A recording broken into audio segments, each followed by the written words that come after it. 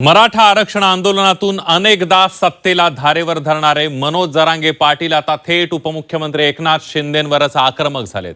शिंदे आमच्यावर double game करत असल्याचा गंभीर आरोप जरांगे पाटलांनी केलाय. मराठा समाजाने केलेल्या पाठिंब्याची अशी परतफेड का असा सवाल जरांगे पाटलांनी उपस्थित केला. आणि त्याच वेळेला मंत्री अतुल सावे, संदीपान भुमरे, राधाकृष्ण विखे पाटील यांच्यावर सुद्धा जरांगे पाटलांनी निशाणा साधलाय. मनोज जरांगे पाटलांनी प्रथमच उपमुख्यमंत्री एकनाथ शिंदेंवर थेट आणि घणाघाती टीका केली आहे. शिंदे मराठा समाजाच्या सोबत डबल गेम करतायत असा गंभीर आरोप जरांगेंनी केला. शिंदेंनी मैत्री असेल तर ठासून करावी आणि शत्रुत्व असेल तर तेही उघडपणे करावं असं जरांगेंनी म्हटलंय. इतकंच नाही तर उद्धव ठाकरे बरे होते असं म्हणायची वेळ आली आहे अशी टीकाही त्यांनी केली आहे. भुमरे यांच्यासाठी मराठा समाजाच्या पोरांनी जीवाचं रान केलं, उपकारांची अशी परतफेड करता का असा सवालही जरांगेंनी विचारला. भुमरे 6व्या क्रमांकावर होते हे इतक्या लवकर विसरलात का असाही प्रश्न त्यांनी केला. जिल्हा परिषदेच्या निवडणुकीत मराठा समाजाचं नुकसान केलं तर भविष्यात सर्व उमेदवारांना पाडू असा इशारा जरांगेंनी दिला. आमच्यावर ही वेळ येऊ देऊ नका. उद्धव ठाकरे बारा म्हणायची, ती उद्धव ठाकरे साहेब बारा म्हणायची वेळ येऊ देऊ नका. कारण का आम्ही तेवढं रक्त झिजलंय. 1 रुपया घेतलेला नाही तुमचा, 1 रुपया. म्हणजे शिंदे साहेब तुम्ही डबल गेम खेळता का आमच्या संघ? एकीकडून ओबीसीच्या संभलिता आमच्या उरावर सोडिता आणि मतदान तर आमचं पाहिजे. आम्ही निवडून आणतो तुमचे आमदार मंत्री. शिंदे साहेब तुमच्यावर इतका कधीच तळतळलेला नाही. मी जीवाची आग होती आमची इथं. मला रात्रंदिवस रक्त जाळं लागतं माझ्या मराठ्याच्या लेकरासाठी. मराठ्याचं वाटलं तुला तुमचा धोळा वाजायला मराठ्याला वेळच लागणार नाहीये. तुमच्याच ऑफिसला कस का भेटते जे स्वतःला स्वयंघोषित ते नेते समजित इकडून तिकडून जमा झालेत त्या परळीच्या टोळीवाल्या संघ नादी लागून तुमच्याच ऑफिसला कस काय ते?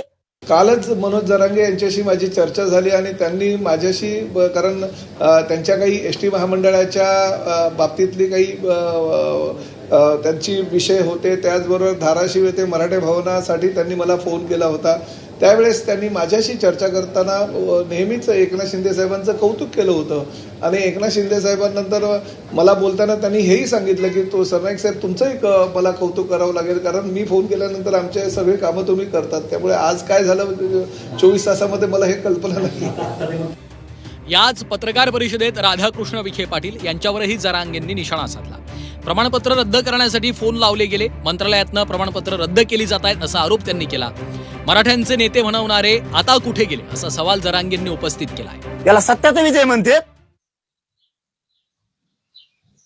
अरे खोटरडेपणाने सगळं दबावापोटी तुम्ही मंत्रालयात बसून बसून हे रद्द करून घेतलंय. आमच्या विखे पाटला रोग आलेत का फोन लावायला? ओबीसीचे रद्द करण्यासाठी फोन लावते. हे टाळाटाळा बोलतात ना बाकीचे, शेलार, विखे, चव्हाण, हे राणे, दरेकर, यांना बोलता येत नाही का आता मराठ्यांचा कमी वाटला करता म्हणून? दरम्यान जरांगेंच्या आरोपानंतर उद्योगमंत्री उदय सामंत यांनी जरांगेंशी फोनवरनं संवाद साधला. प्रमाणपत्र कसं रद्द झालं याची माहिती घेऊ असं आश्वासन सामंतांनी दिलं. मात्र शिंदेंसाठी आम्ही जीवाचं रान केलं पण माझ्या विरोधात बैठका घेतल्या या आरोपाचा जरांगेंनी पुनरुच्चार केला. तुमचा प्रवक्ता शिंदे साहेबाचा मग गेम करतोय का? बाळासाहेब भवनला नेऊन शिंदे साहेबाची राज्यात इज्जत गेली पाहिजे, मराठ्यातून उठली पाहिजे, ही प्रयोग चालू आहे का?